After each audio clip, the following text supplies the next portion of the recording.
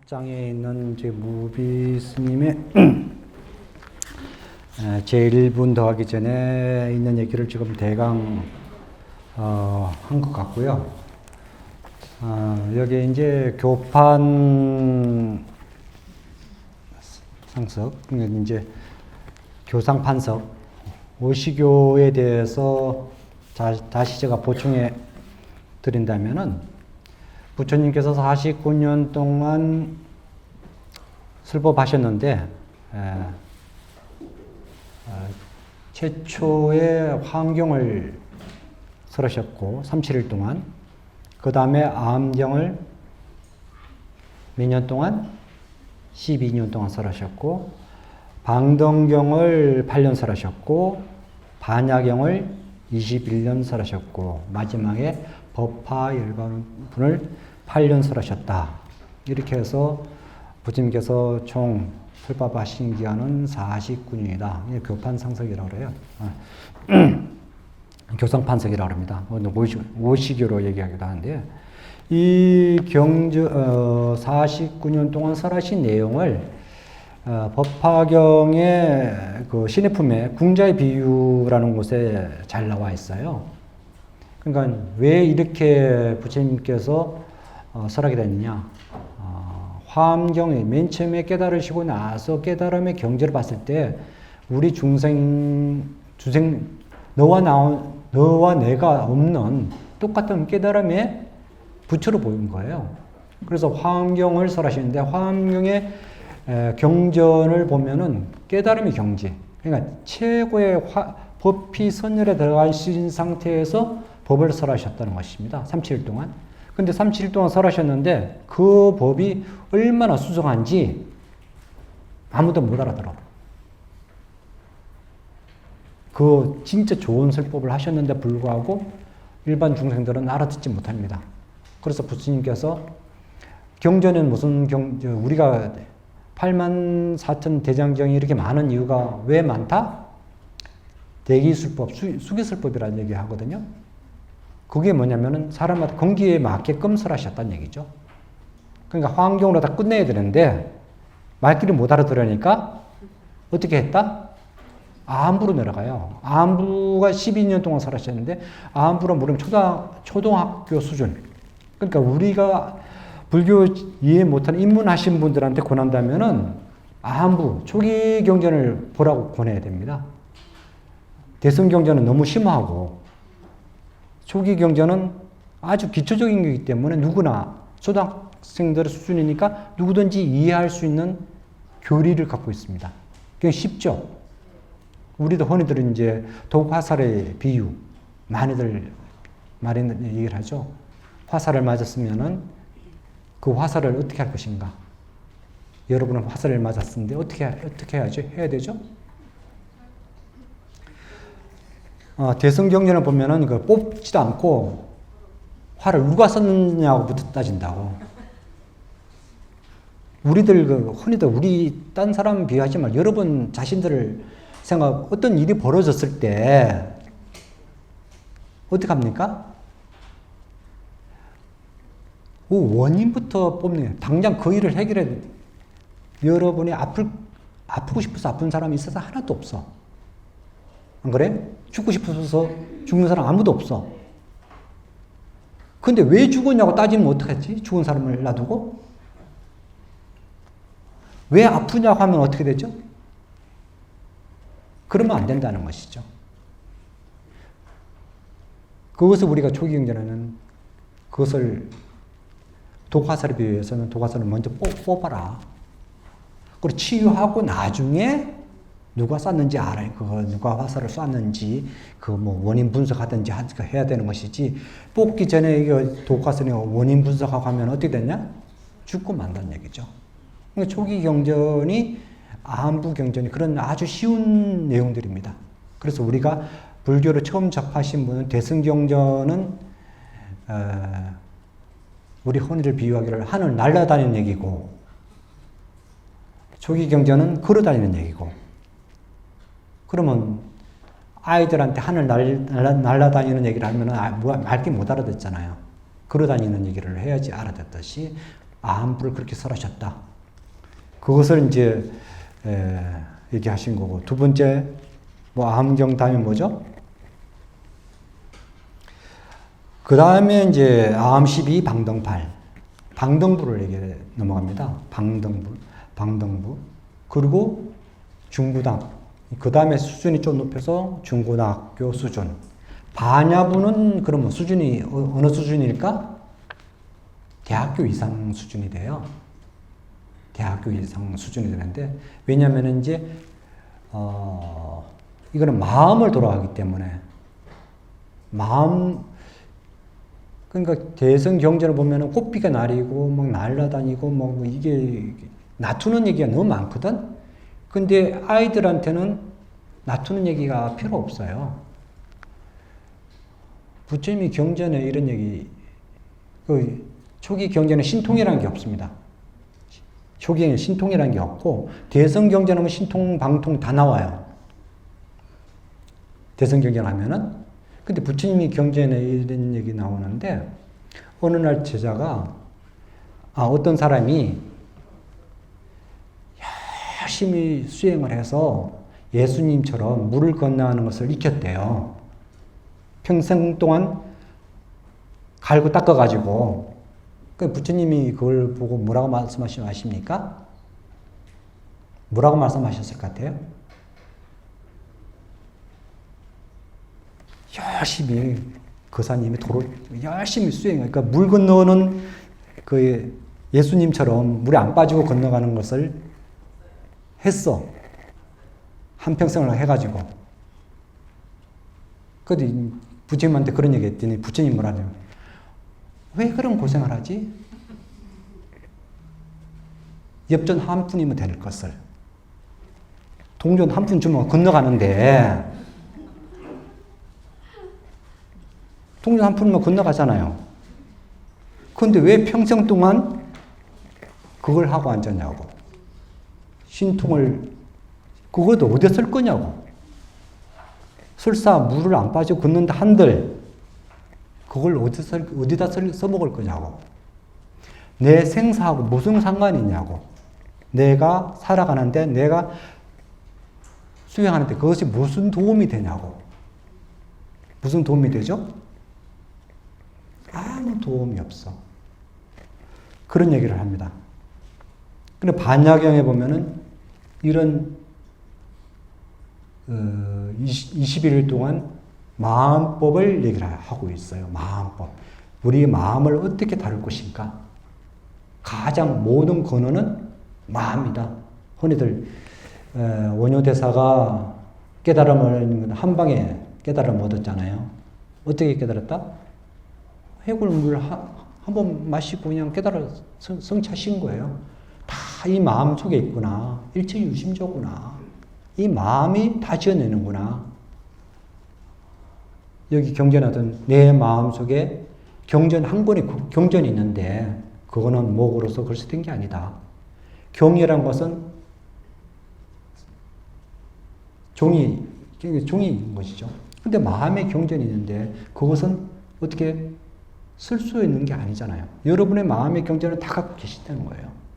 그것을 알면 되는 것인데, 몰랐을 때는 우리들이 혼이들 중생이 되는 것이고, 그 반야부예요, 이게. 우리가 건강경의 핵심 요청이 여러분 마음 바꾸라는 얘기예요. 마음 바꾸는 건. 이런 계기로 해서 터닝 포인트를 삼으라는 얘기예요. 여태까지 이렇게 살아왔다면 이런 계기로 해서 마음 바꾸면은 하루아침에 해피해지는 거예요. 오늘 법화경을 이제 마지막 법화 일반을 8년 동안 설하셨다는 것이죠. 이게 이제 교상 판석이라는 것입니다. 부처님께서 이런 과정을 통해서 설하셨는데, 그 과정에서 가장 중요한 부분 우리가 하고 있는 것이 이제 건강경이다. 이런 얘기를 하고 있습니다. 자, 뭐 시간이 이제 바쁩니다, 이제. 이제 32분은 어떻게 이제 달리기 할 것인가. 제일 첫 장. 우리가 흔히들 경전을 독송하는 데는 의식 도성과 강경 독경이 있어요. 강경과 의식 독경이 있습니다. 우리 절에, 여러분이 지금 절에 가서 독경하시는 게 무슨 독경이십니까? 의식 독경이에요. 내용도 모르고 그냥 30분이면 30분, 20분, 20분에 빨리 끝내기 바빠. 안 그래요? 이게 의식독경이에요. 비유하게 하면, 정사찰에, 모사찰 가면은 정신이 하나도 없어. 목탁 소리가 탁탁탁탁탁 이래, 목탁을 치는 속도가 손이 안 보여. 의식목탁. 그러니까 치는 사람이나 듣는 사람 뭔지도 모르고 쳐. 그게 의식독경이에요. 그러니까 그 안에는 의식하기 위한 독경인 것이거든.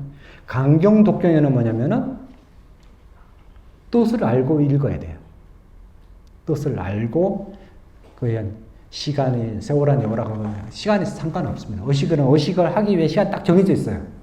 그 안에 딱 끝내야 되지만은 강경독경은 그냥 한자 한자 곧 짚으면서 독경을 해야 됩니다. 그래야지만이 금강경의 진짜 내용을 우리가 몸소 다 흡수를 할 수 있는 것이죠. 오늘 이제 법회 인유분 들어가는데요. 여러분 집에 가셔서 독경을 집에서 의식 독경할 필요 없지 않습니까? 강경 독경을 한번 해보세요. 다 읽을 필요는 없어요. 오늘은 1분, 내일은 2분 이렇게 해도 좋습니다. 근데 한자 한자 읽을 때마다 이게 무슨 내용이지? 의심을 가져야 돼. 이게 무슨 우리가 질문은 의심에 따라서 그러니까 답은 질문에 따라서 답이 생겨요.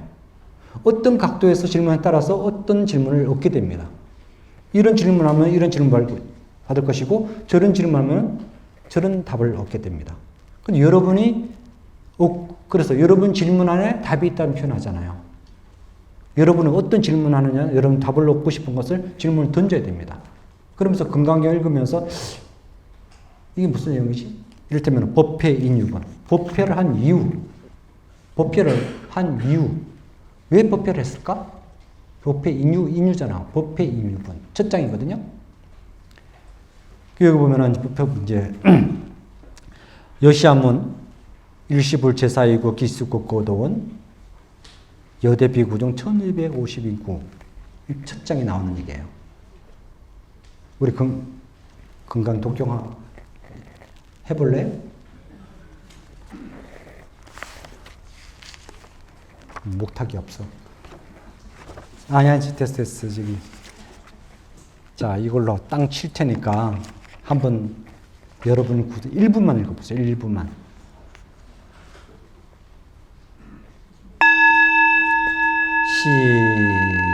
시작.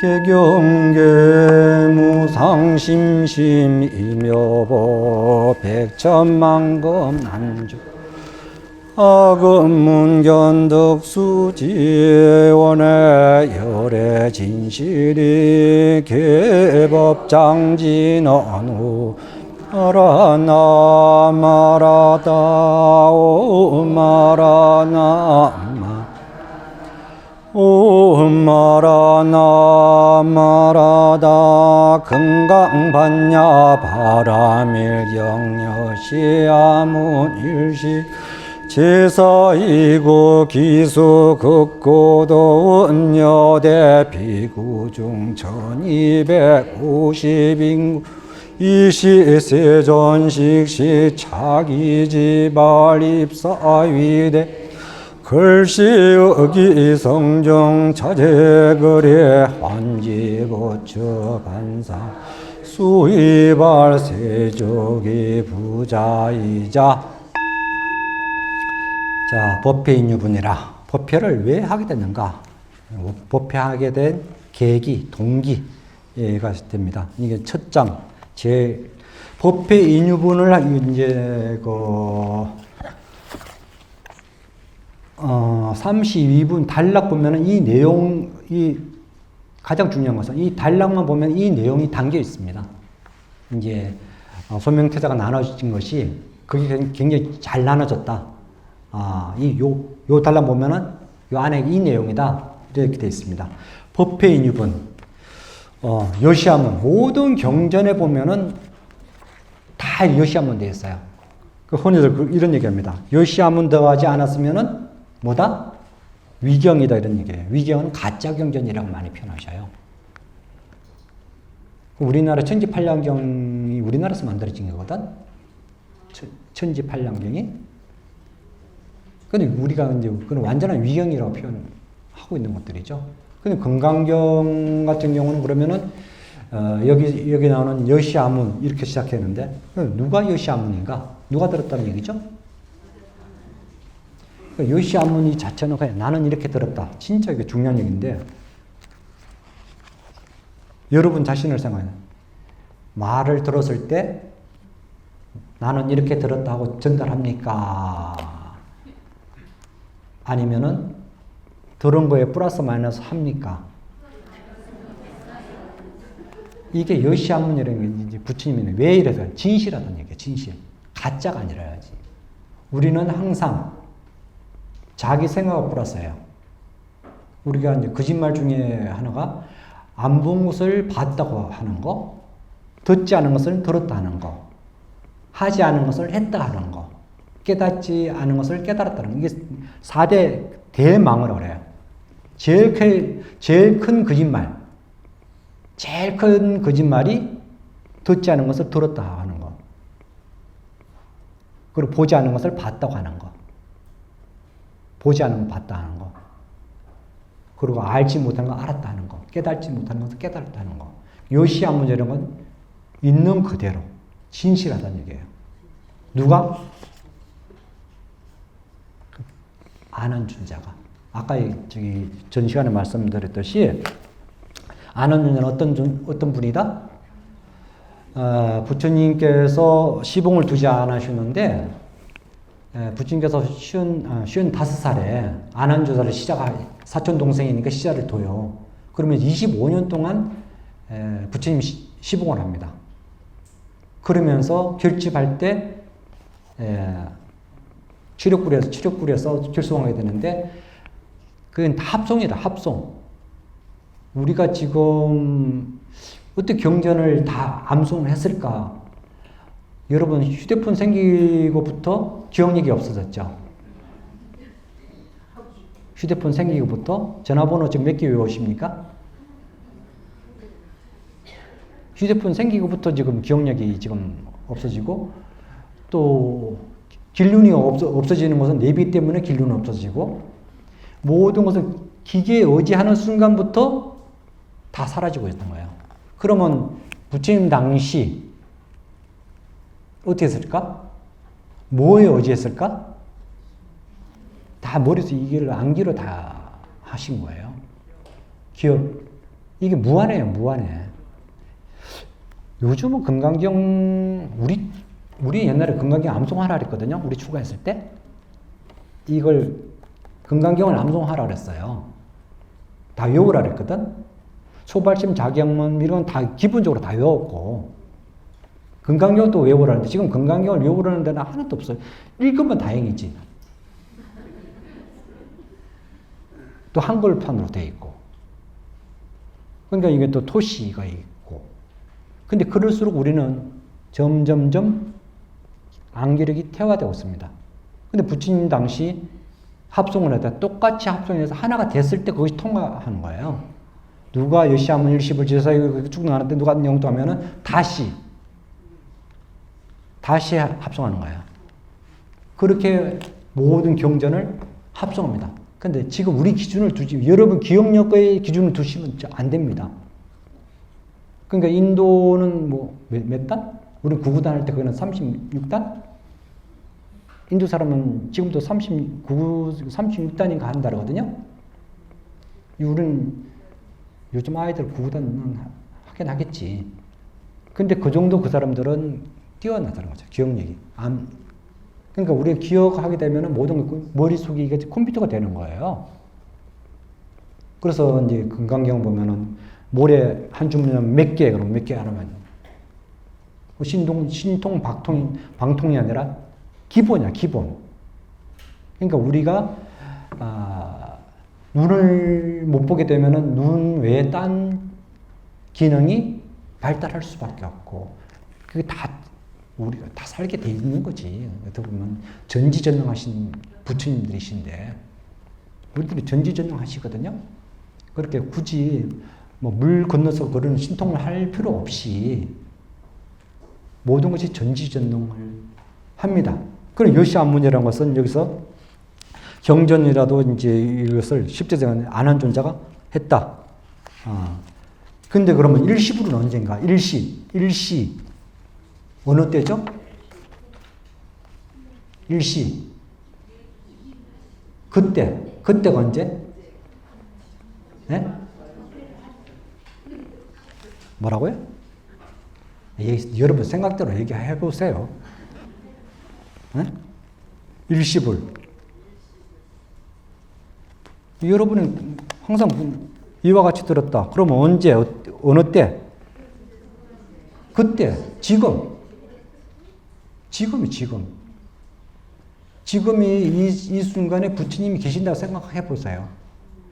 옛날 전세 따라 삼천리라 생각하지 마시고, 제가 얘기하는 것은 만약에 저도 지금 얘기하는 것이 들은 얘기, 지식으로 얘기하거든? 지식?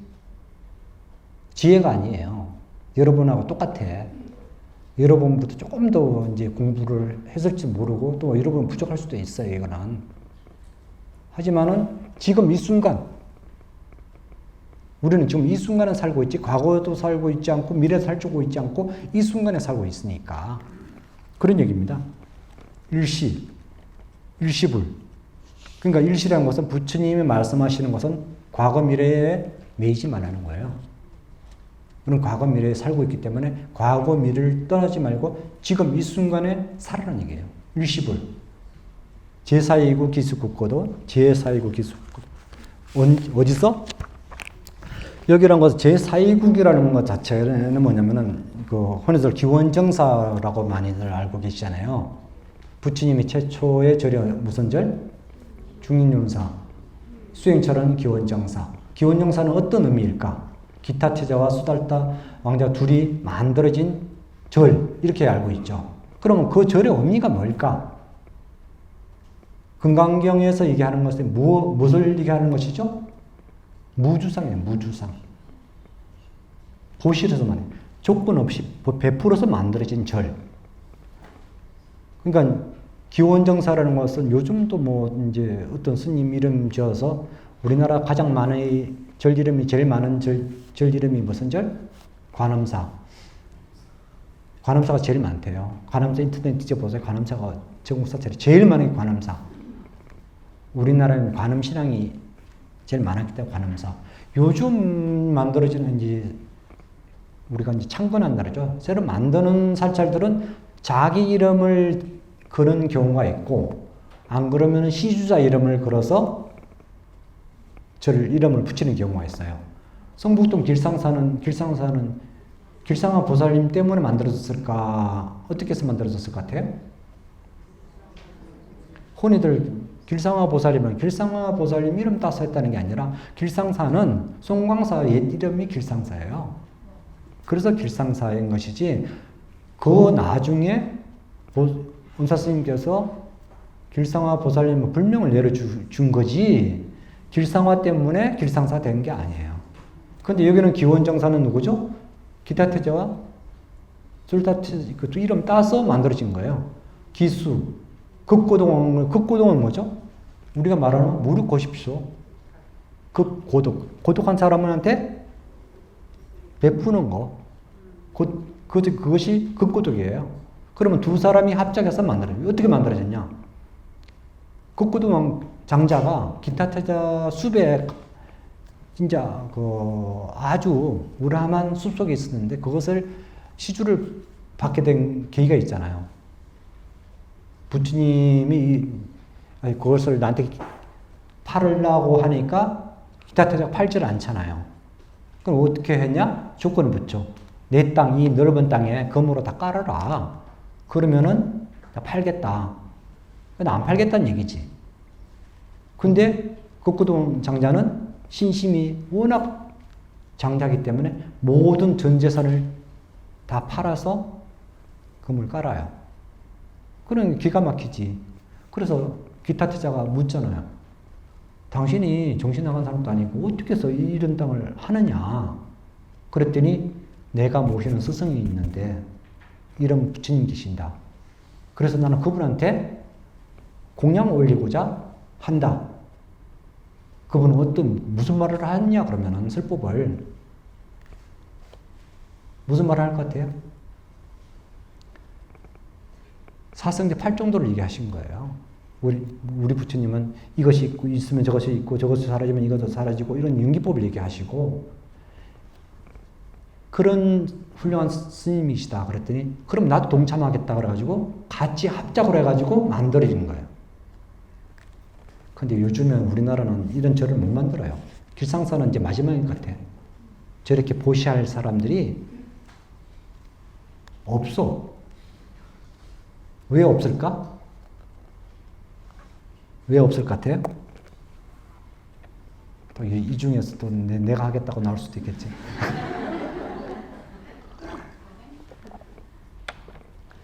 그러니까 스님들은 불자들의 신심을 정장하게 해줘야 돼요.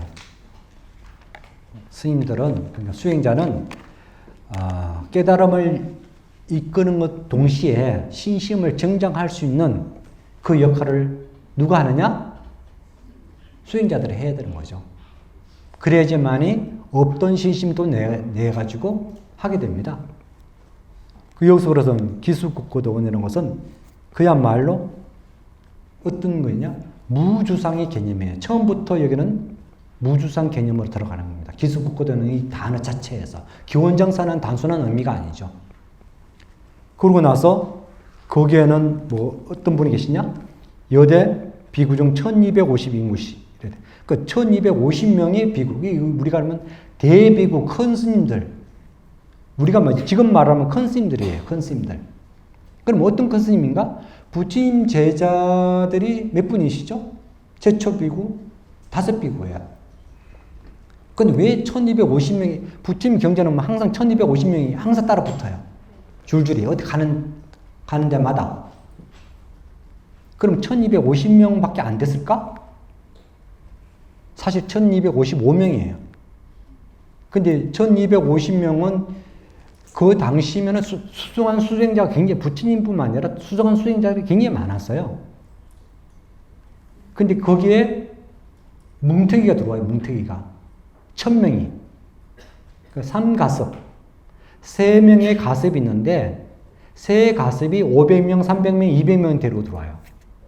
그러니까 자의를 따르는 수행자들이 있을 거 아니에요. 다 데리고 들어옵니다. 1000명이 돼버리죠. 그러니까 목걸련과 마하목걸련하고 또 누구지? 마하가섭, 목걸련하고 아난둔자, 사리불. 거기에 제자들이 250명이 들어와요. 그래서 이제 1250명이 되는 겁니다. 근데 이 오비구는 들어가지 않아요, 거기 또. 그러니까 우리 경전을 보면은 이 숫자는 또 정확한 이 숫자다 하는 게 아니라 많다는 개념이에요. 우리가 8만 대장이 8만 사천 대장경이냐? 그 경전이 그뿐 아니라 무한히 많다. 그 개념을 갖고 있는 것이 8만 대장경이거든요. 8만 사천 대장경이거든요. 근데 여기서도 마찬가지입니다. 1250 대비구 큰 스님들, 이제는 상수제자들이죠. 상수제자 따로 이제 이분이야말로 상수제자들을 항상 따라다니면서 부처님의 청중이 되는 거예요. 청중. 법문을 항상 듣게 됩니다. 근데 이 부분은 따지고 보면은 맨 처음에 초기 부처님이 할 때는 청중 대상. 부처님의 설법을 보면은 여기도 뭐 무문수 묻지 않은데도 얘기할 수도 있겠지만은 항상 물어요. 그러니까 이유가 있어요. 이유 없이 허공이 되고 얘기를 하지 않습니다. 그래서 여기서 청중을 대상으로 시작되는 겁니다. 금강경이. 그래서 여기 제일 첫 부분은 나오는데, 그리고 경전에 보면은 이거 21페이지 보면은 육성치라고 되어 있습니다.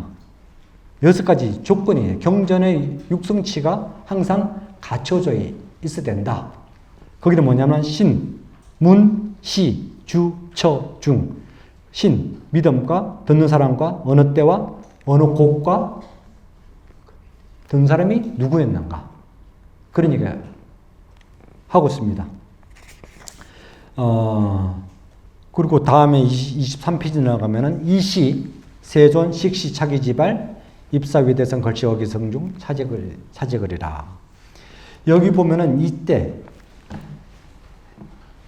세존이 공양을 드실 때 있으므로 가사를 입으시고 바루를 들고 사일송에 가서 걸식을 하셨습니다. 그 성 안에 차례대로 걸식을 하여 마치시고 본 곳으로 돌아오셨습니다. 이때가 언제?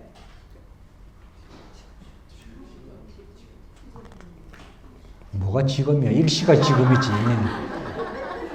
탁발아 갈 때죠. 탁발아 할 때. 탁발아 갈 때.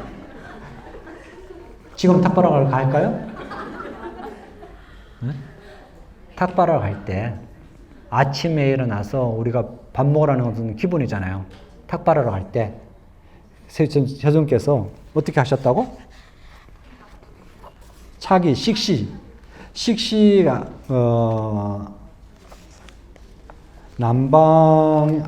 남방에서는 공양을 언제 하죠? 부처님 당시에는 하루 3끼를 먹었을까? 몇 끼를 드셨을까? 하루 일중식을 하셨어요. 아침에 탁발아 해가지고 4시에 몇 시죠? 9시부터 11시. 그 시간에 공양을 하시고 딱 한 일종씩 하셨는데 아침에 나가서 탁발을 하러 갑니다. 남방, 글쎄, 모든 것이 남방도 그 근본불교 가보면은 우리가 경전에 봤던 거하고 약간은 변형이 돼 있어요. 우리도 많이 변형돼 있지만은 탁발하는 거 보면은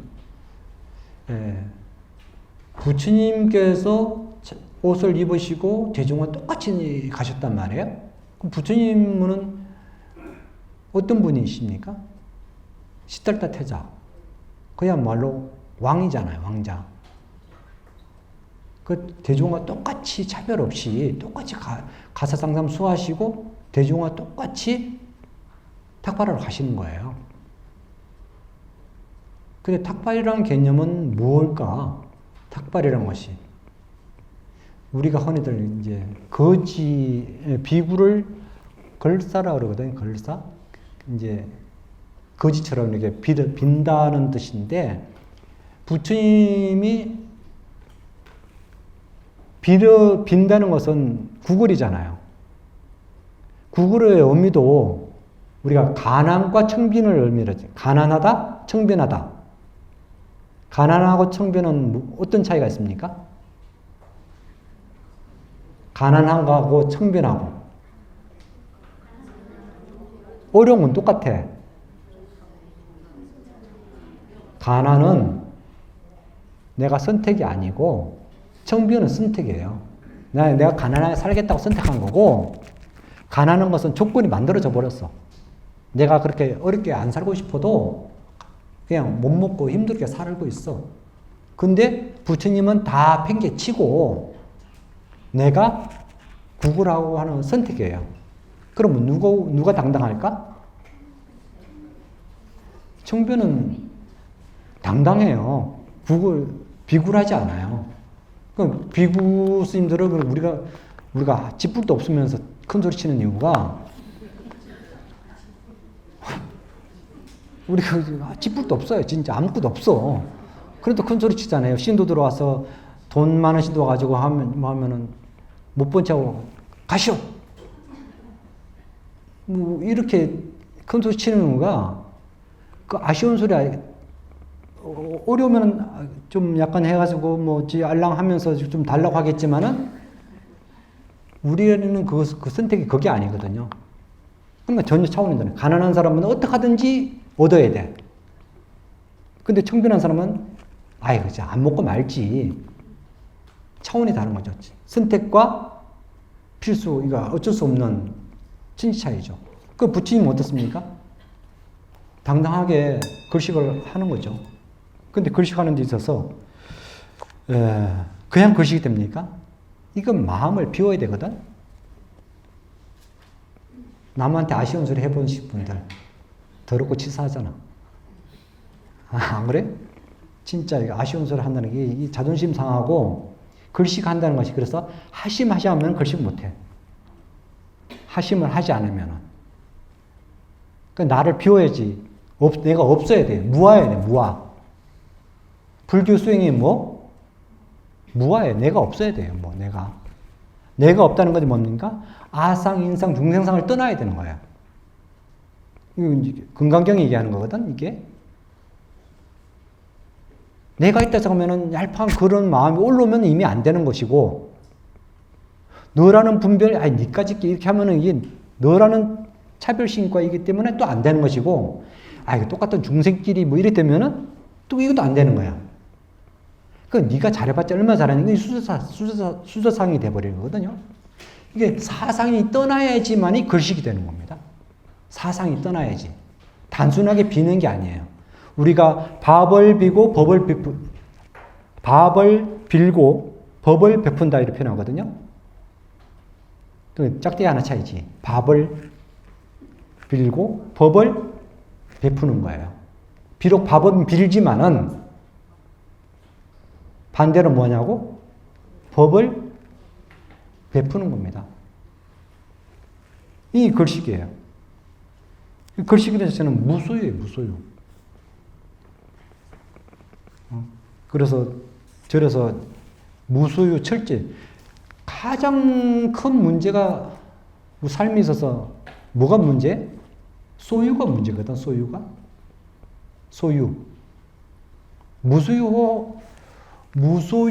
소유하는 사람 존중돼요? 무소유하는 사람이 존중됩니까?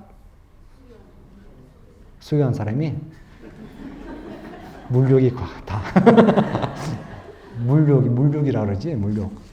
탐진치. 탐이 뭐죠? 탐이 물이라 그러거든, 물. 탐. 진은 뭐죠? 불이고. 불. 화나면은 탐진, 화가 나잖아. 치. 우리가 삼재 뭔 얘기 하잖아. 삼재 올해 삼재 들었어. 하는 거 있잖아. 삼재가 농경사회 때 삼재가 물불바람이 우리 삶에 직접적인 영향을 미쳤잖아요. 농경사회에서는. 물불바람 때문에 농사를 망칠 수도 있고 농경은 절대적이에요. 물불바람이. 여러분 아파트에서 물불바람이 영향이 있어요? 대부분 현관문만 닫으면 끝이야. 태풍이 오든지 말든지. 근데 농사 짓는 사람은 태풍이 오면은 바로 그게 삼재거든. 근데 삼재를 현대적 용어를 분석하다면 뭡니까? 그게 탐진치예요. 탐진치.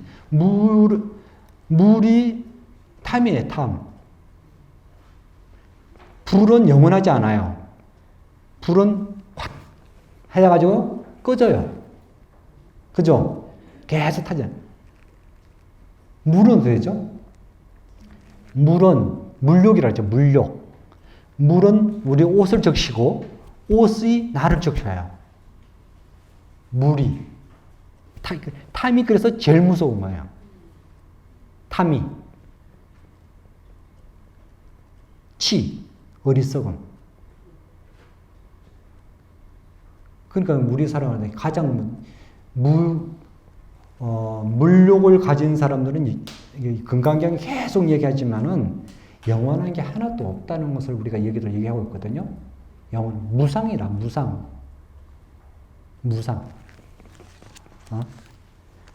근데 여기서 이제 어기성중, 차제거리라는 것은 뭐죠? 탁발 나가는 데 있어서 흔히들 이거 칠가식이라고 해요. 칠가식. 칠가식 7집을 탁발하게 되어 있습니다. 근데 왜 이런 부처님의 누리 칠가식이 생겼냐? 부처님 제자 중에 가섭존자와 아난존자 탁발을 하고 나가는데 가섭존자는 어디 가서 탁발했죠? 잘 사는 집에 누가 갔습니까? 가섭존자는 탁발 가는데 마을에 가서 가난한 집을 찾아가요. 그리고 안한주자는 잘 사는 집에 찾아가. 그러면은 그래서 부처님이 물어요. 너는 어디 가서 탁발을 해왔냐? 그랬더니 나는 가난한 집에 가서 탁발을 했습니다. 왜 그 가난한 집에 갔냐? 이 사람이 왜 가난하냐면은 전생에 복을 안 지었기 때문에 저렇게 빈곤하게 사시니까 나한테 복을 지음으로 해서 가난하게 살기 위해서 갔습니다. 안한주자는 어떻게 되나? 잘 사는 데 가니까 그 어려운 데 가면 얼마나 힘들겠냐. 내가 국을 가면 자기도 못 먹고 사는데 내가 탁발을 가면은 내놔야 되는데. 그래서 나는 그 사람 부담 안 주기 위해서 잘 사는 집에 가서 탁발했다는 거예요. 어느 말이 맞을까? 가난한 집에 가야 돼요? 잘 사는 집에 가야 돼요?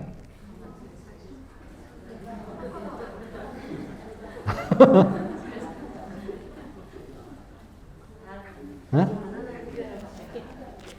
가난한 집도 맞고 부잣집도 맞아요.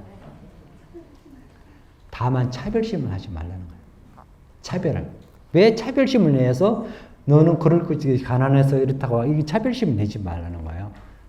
그러면서 부처님께서 하신 얘기가 그렇게 분별하지 마라. 왜 그런 분별심이 내냐. 그러니까 잘 산다 못 산다는 생각도 네 생각이 있는 것이지 무엇이 잘 살고 못 살고 있느냐. 우리가 모든 것은 평등하다. 뭘 평등하냐? 우리의 삶이 다 평등하지 차별이 없다. 그것은 우리 자성에는 차별이 없어요. 출신성분 부처님이 여기서 뭐냐면 차별주의, 개별주의를 타파하신 분이 부처님이에요. 그래서 차별하지 말고 개별 쪽으로 하지 마라. 그 우리가 말하면은 인도로 보면은 가장 계급 사회인 것이고 지금도 남아 있잖아요. 근데 부처님 당신이 그걸 타파 어떻게 보면 민주주의 원조예요. 원조. 수평, 평등.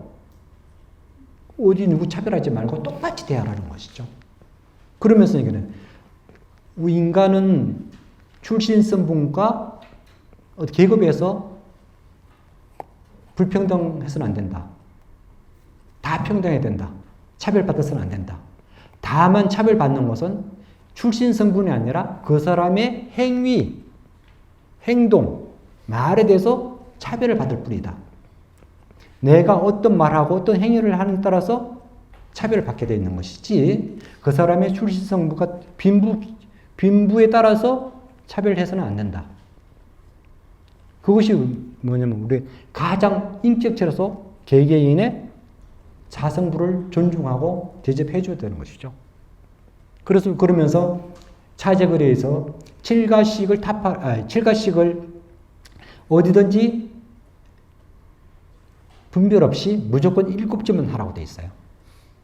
여기 이제 무비스님에 보면은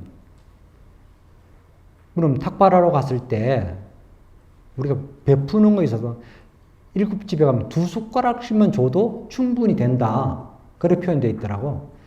근데 남만 가봤더니 바로가 넘쳐. 한 보따리 받아와요. 그래가지고 리아카에 따라온 사람은 리아카에 받아와.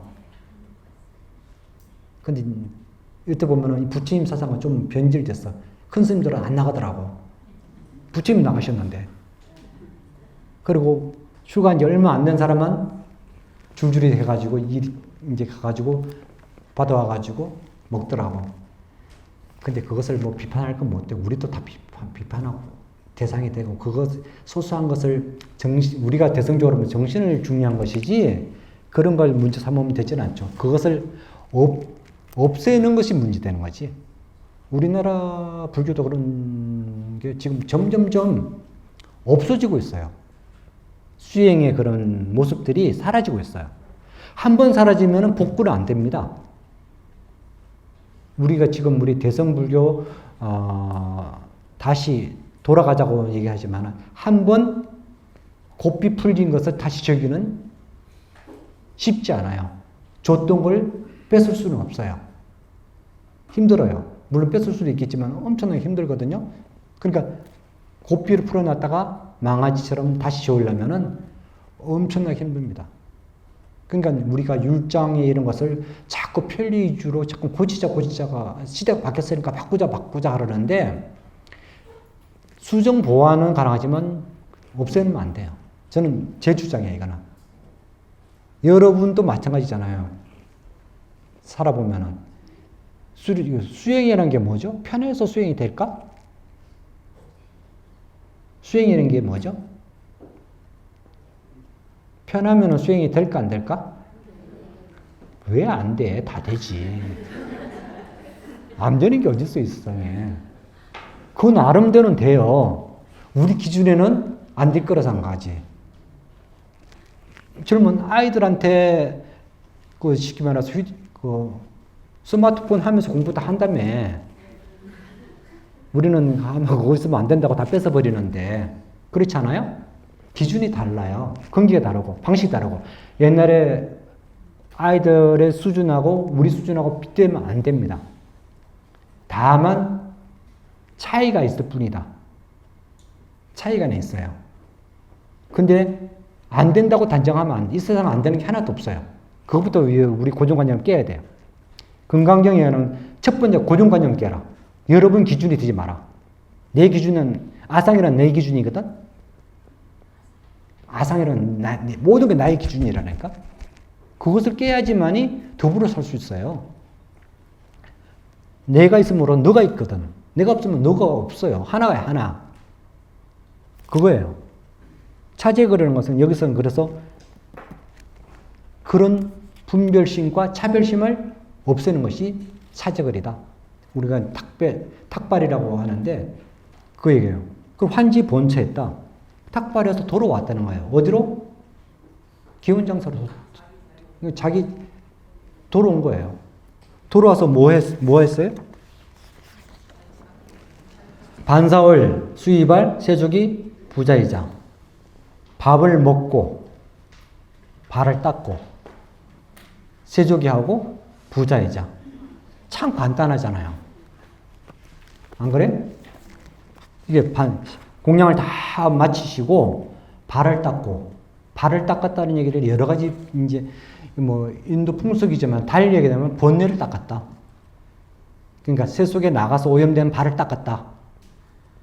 단순하게 이것을 어떤 식으로 바라보느냐에 세족이 발 닦았다. 그 풍속이니까 바깥에 나와서 더럽혀졌으니까 발 닦는 것은 당연한 거 아니냐. 이렇게 하겠지만 다시 다른 눈으로 본다면 발 닦았다는 것은 인도의 풍속을 본다면은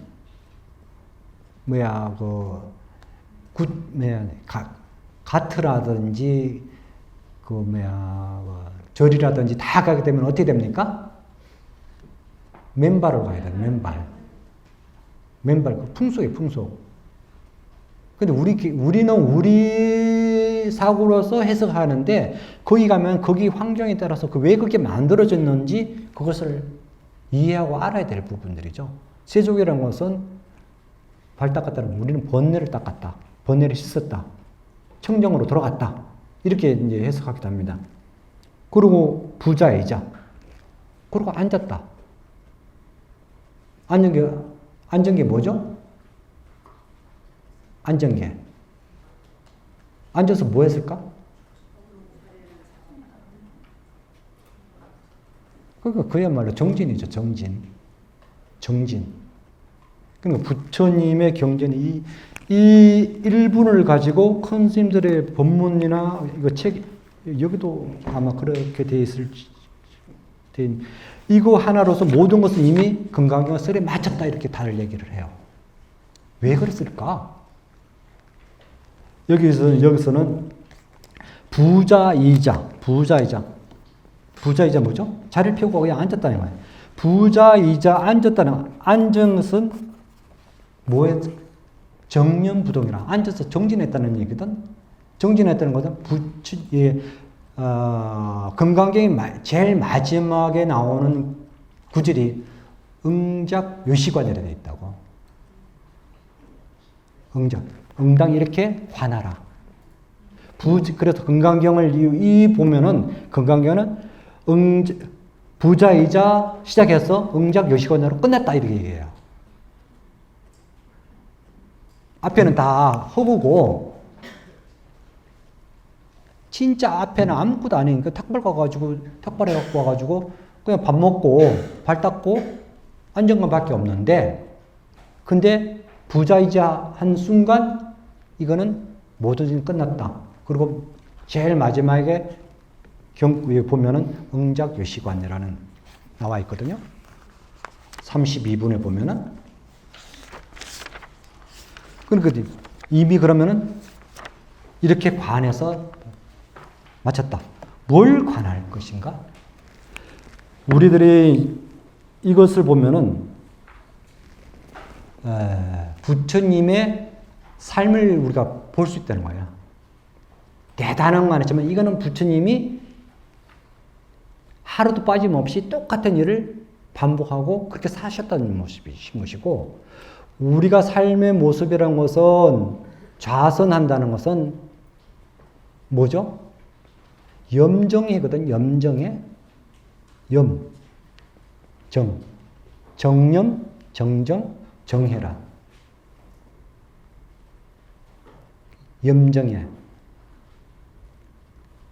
정념부동. 좌선은 정념이 부동이라. 그러니까 정념은 바른 생각은 부동이에요. 부동. 우리는 모든 생각들이 생멸을 해요. 생멸. 났다 죽었다 나갔다 죽었다 이게 계속 생멸하고 있거든. 정념에는 정념이 되면은 정정이 되고, 정정이 되면은 정해가 되거든. 정해란 것은 정견이 되는 것이거든요. 정견이란 바로 본다는 것이죠. 정견이. 응작 요시관이라는 것이 바로 본다는 거죠. 직관이는 우리가 말하는 이게 선종이라 해요. 직관이에요. 직관. 그러므로 해서 모든 것을 그대로 본다는 것이죠. 그걸 뭐냐면 우리들 자신들은 이거 자체를 하는 게 아니라 여기는 이제 밥 먹는 걸 예를 들자면은 그냥 오늘 밥만 먹어요? 밥 먹을 때 밥만 드시나요? 밥 먹으면서 별 생각을 다 하고 있어요. 밥 먹을 때 밥 먹어야 되는데, 밥 먹으면서 다음 스케줄과 밥은 그냥 먹는 거고, 밥은 그냥 의식적으로 그냥 집어넣는 거고, 밥 먹고 뭐 할 것인가, 그리고 그 전 생각부터 해가지고 총체적인 것을 생멸하고 있어요. 생멸. 우리가 의식이 계속 죽었다 살았다 우리가 의식이 하루에 5만 개 망상? 엄청나게 망상 핀대요. 생멸하는 게. 그 부처님은 밥 먹을 때는 밥 먹을 뿐, 탁발할 때는 탁발할 뿐. 그게 전부예요. 그러니까 일시 바로 그뿐이지, 그때뿐이지, 그게 전부인 것이지 플러스 마이너스가 없어요. 생멸이 없어요. 우리 본래는 중생은 의식이 계속 생멸하고 있기 때문에 중생이라는 것이거든요. 그 좋은 본래면 또 괜찮지. 좋은 본래하고 나쁜 본래가 뭘까? 여기서 발보리심. 그러니까 우리가 보리심을 내는 본래면 또 괜찮아. 그 중생심과 본래심을 내는 게 이게 문제인 것이죠. 그것을 우리들 자신들을 괴롭히니까, 힘들게 하니까. 그래서 여기 부처님 경제하면은 정진, 마음 공부하라는 거예요. 마음 공부. 여러분은 살피라는 얘기예요. 살피라는 거. 혼의 그 마음이라는 것은 그렇잖아요. 한계를 욕심이라는 것은 그렇잖아요. 한계를 가지면은 만족할 수 있는데 99개를 가지고 또 한계를 더 채우려고 하잖아. 한 개 가지고도 만족하는 사람이 있고, 9개를 가지고도 하나를 더 채우려고 욕심 부리잖아요. 그러니까 소욕지족이라는 표현이잖아요. 소욕지족.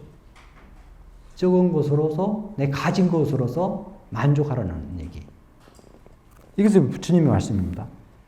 그러면 그것은 어디서 보니까? 삶의 질을 높이는 거예요. 삶의 질은 것은 마음 공부를 해야지만이 삶의 질을 높입니다.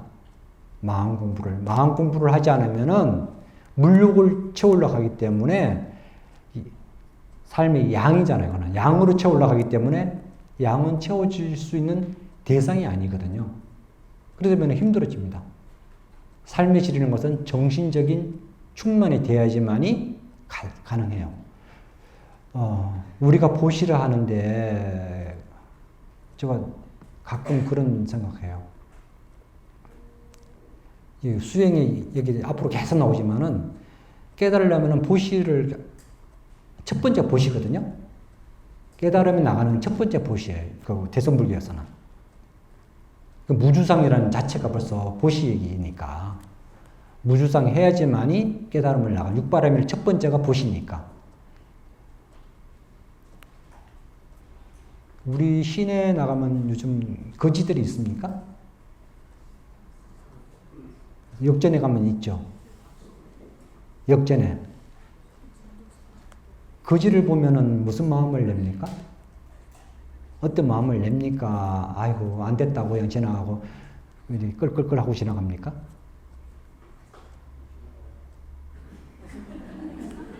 그리고 만약에 거지가 깡통에, 우리나라 거지, 어떻게 모르겠는데, 깡통에 돈을 수북히 놔놓고 거지가 있는 거 하고, 그러면은 돈을 주고 싶어요? 안 주고 싶어요?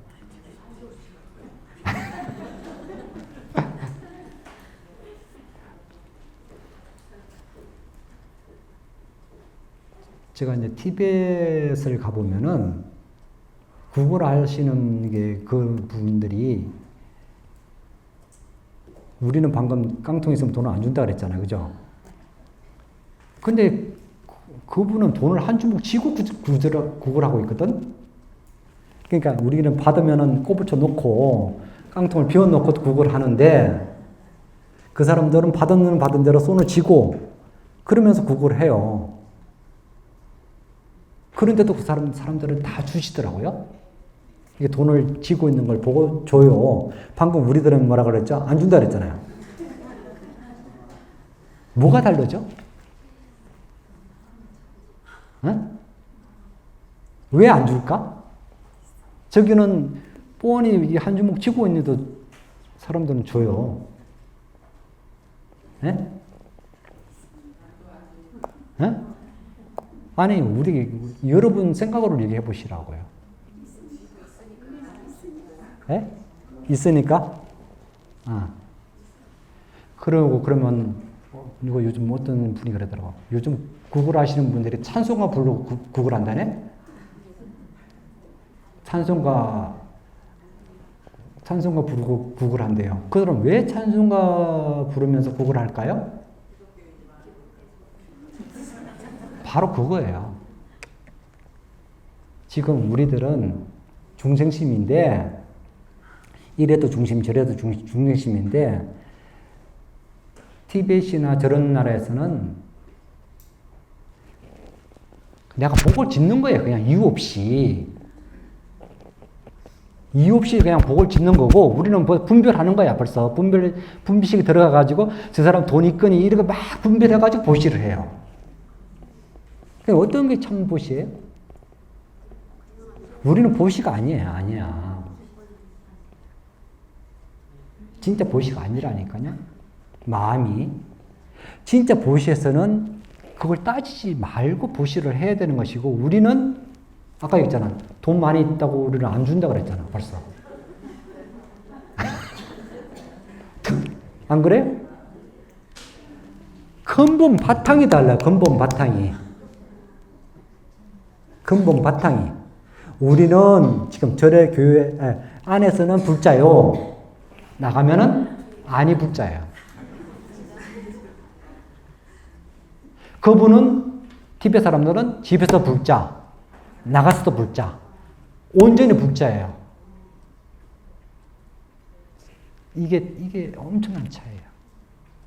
이건 반성, 우리들이 이게 공부가 안 됐다는 얘기야. 아직까지는 중생이고, 진짜 덜 떨어진 중생들이에요.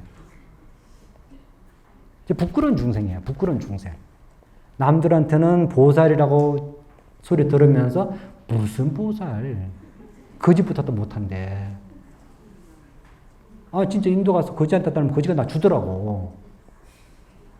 거지한테 달라니까 자기가 가지고 있는 것을 나한테 줘요. 상상이나 됩니까? 내가 거지보다 더 못한 스님이지. 우리는 그런 마음을 못 내고 있는 거예요. 머리는 알고 있을지 모르지만은 행으로는 못하는 거예요. 행동으로. 수행은 머리 아니고 행동이라니까 마음으로 실천해야지 되는 부분이에요. 그렇지 않으면은 백날 금강경 들어도 도로면 타불이에요. 우리 반성해야 할 부분이에요. 저는 그걸 보면서, 그런 생각이 들더라고. 저 사람들은 거지가 한 주먹 돈을 이렇게 받은 것을 다 쥐고 앉았어. 이렇게 쥐고 있는데도 사람들 다, 그 돈, 뻔히 다 보이잖아. 나만 보는 게 아니잖아요. 한 주먹 쥐고 있는데. 그래도 또 줘요. 갖고 있더니만. 또 심지어 그게 돈 바꿔요. 진짜 바꿔요. 돈 바꿔달라면 또 거지가 바꿔줘요. 우리 관념이라니까, 이게. 거지로 보면 안 돼요. 우리가 복전이라, 복전. 근데 우리는 엄청난 분별심과 차별심과 그런 것들 꽉 차 있어가지고 매사 그런 사고로서 접근하니까 진짜 덜 떨어지는 중생이죠. 엄연히 따져본다면. 참불자라면 그것을 직관할 수 있어야 되는 거예요. 똑같은 인격제, 차별하지 않고 인격제. 똑같은 평등이에요. 수평이에요. 다른 종교하고 우리가 좋다고 큰 소리 치는 게 뭐예요? 우리는 종이 아닙니다라는 그 표현하잖아. 하느님이 종이지. 우리는 내가 주인이하고 큰 소리 치는 이유가 거기에 있는 거거든? 그러면 우리들 자체는 얼마나 부끄러운 존재입니까?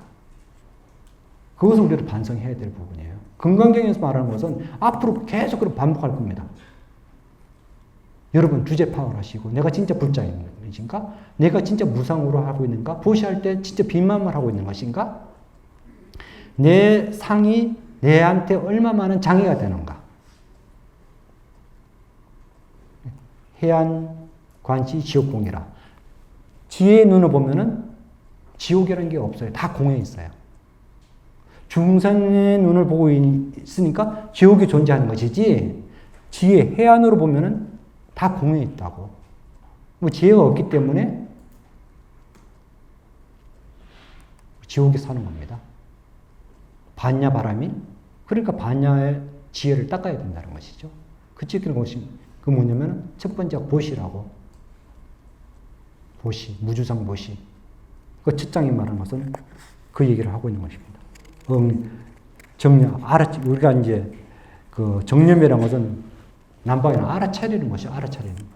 요즘은 우리 대성불교에서도 알아차림이라는 단어를 진짜 많이 써요. 이제 옛날에는 알아차림이라는 단어를 쓰지 못했거든요. 대성불교에서는. 근데 지금 우리가 일반적으로 알아차림이라는 단어를 남방불교 단어라고 생각해서 알아차린다는 얘기를 쓰지 못했다고. 지금은 알아차리라고 하잖아요. 알아차리는 뭐죠? 주제 파악하는 얘기예요. 여러분 자신은 주제 파악하라고. 저도 주제 파악하고. 그래야지만이 스텝 바이 스텝, 한 걸음 한 걸음 나아가고 진일보하고, 거의 진일보하다 보면은 어느 날 부처가 되어 있어요. 내가 부처 되려고 할 필요가 없습니다. 공덕을 지은 만큼 되는 것이니까. 그 누구의 목? 내가 대신 해줄 수 없어. 우리 불자들이 제일 해피해야 될 단어가 대신. 대신 어떻게 몸을 대신할 수 있어? 이건 절대 쓰면 안 돼요. 직접 해야 돼. 여기 본문도 아니고 뭐 이거 아무것도 아니지. 사실 여기 와야지만이 같이 교감을 하고 같이 라이브를 들을 수 있습니다. 그렇지 않으면은 현장이 없으면은 안 돼요. 여기서 아무리 100% 아는 존재가 없잖아요, 여기는. 그대로 어떻게 전달해? 자기 해석을 전달할 뿐이죠. 여시 안문이 아니에요. 내 얘기야. 그러다면은 다 거짓말이야. 이렇게 되는 것이죠. 그러니까 우리들 자신도 금강경을 통해서 어리석음, 탐진치로부터 벗어나고 얼마만큼 지혜롭게 살 수 있는가? 그것은 한 생각에 바꾸는 것이다. 팔자를 바꾸는 게 아니라 생각만 바꾸면은 인생이 바뀌고 팔자가 바뀌고 내가 행복하게 살 수 있다. 정말 나답게 살 수 있다. 이런 것이 금강경의 메시지이고 현대적으로 해석할 수 있는 눈이라 저는 생각합니다. 감사합니다. 오늘 이렇게 마치겠습니다.